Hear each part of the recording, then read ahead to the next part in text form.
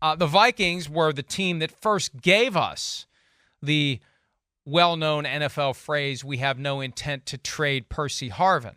Of course, they traded Percy Harvin. We've heard it from others. We heard it from Pete Carroll a couple of years ago. We have no intent to trade Russell Wilson, and they trade Russell Wilson. So it got my attention when I saw that Brett Veach, the GM of the Chiefs, told the Kansas City Star yesterday, "We have no intention to trade holdout defensive tackle Chris Jones." Although I think for the first time it's ever been uttered in a way that wasn't meant. Yeah.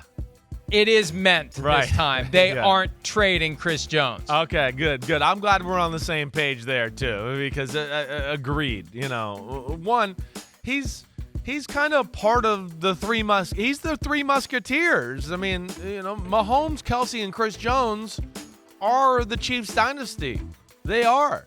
And he's certainly the guy that's been holding the fort down on the defensive side of the ball. He's been one of the three best at his position here for a long time.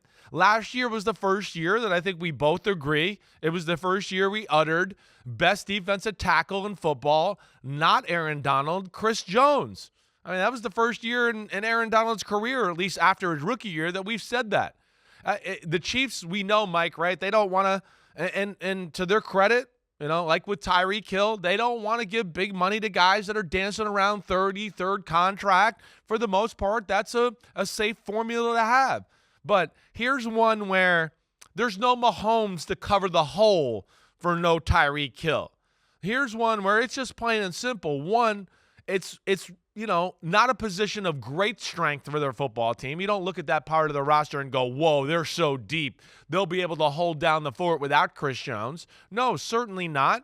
And he's a guy that he doesn't look like he's falling off planet Earth anytime soon with his physical ability and his ability to dominate in the game there. So I'm with you in that they're not trading him, and this is one they're going to break their own rule to try to finagle, figure out some more money they can throw Chris Jones' way.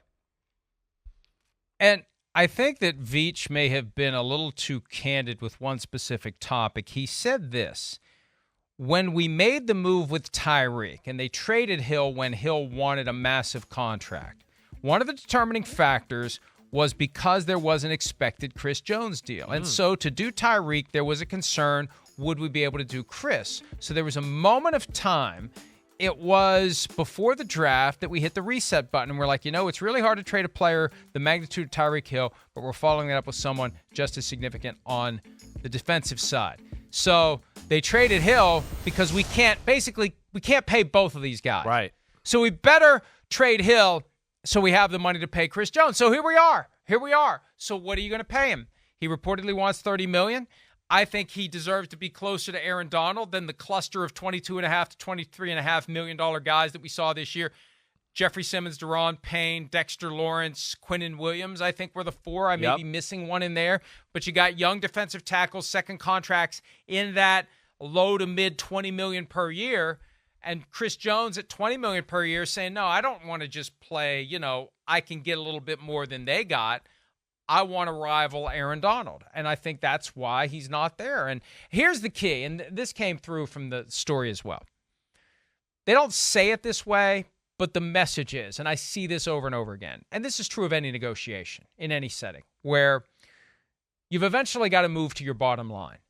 It's important to know what the deadline is. And it's important that both sides of a negotiation agree when the clock strikes 12 and the chariot turns into a pumpkin and it's time to go. Because if you move toward your best offer, your best position, prematurely, the ritual of negotiation means you get squeezed off of it. So it's about landing the plane. It's about the two sides coming together at the right time. So, Chris, I don't know what they think the right time is. I don't know what they think the deadline is. It can't be the day of the first game. It's got to be like the start of the practice week for the first game. That would be the most obvious deadline. When it's time to start your preparations for the Lions game that is a month from tonight, that's when you've got to get this deal done. Yeah, I mean, that would be the ultimate, last minute. Because then we're getting into Chris Jones, who we know is a professional and a hell of a player and specimen and all that. But, man, I'd want him in there at least to, get him in football shape, have him hitting on all cylinders like we talk about, for week one, instead of getting to week one and just going, oh, okay, I feel like I'm pretty good. I'm pretty much in football shape, right? And of course, he's a great leader for their football team. They have a young defense. It's one of the youngest teams in football. That's what's amazing. So he's got, that ability to make the group rise. I'm going to be interested to see where this contract, shakes out, Mike. It definitely with you, and that he should be paid more than the cluster of guys you mentioned. To one up Aaron Donald, I don't know about that. I think, somewhere in the high 20s, low 30s, somewhere in there would make sense. I mean, Aaron Donald, again, we're talking about a great of all-time greats here, right? And was probably a little underpaid in the last contract. Aaron Donald arguably is the greatest non-quarterback in the NFL this century, the greatest football player that's not a quarterback this century. He's arguably, one of the greatest defensive players we've ever seen in the history of football, and we've talked about it last week. He would be in that Deion Sanders upper room at the Hall of Fame, no doubt about it. So, I don't know if he deserves to overtake him, but he at least deserves to be in the same ballpark with Aaron Donald, and I think that would be fair.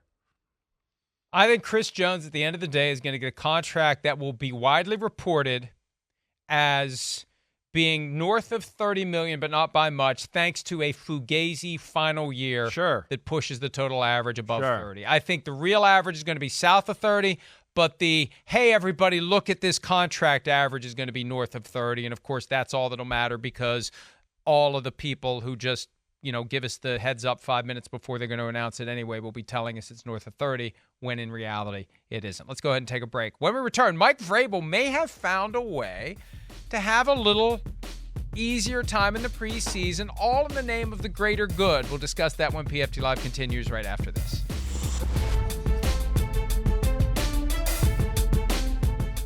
Hi, it's Mike Florio. Thanks for watching PFT on YouTube. Hit subscribe for the latest news and analysis from Pro Football Talk.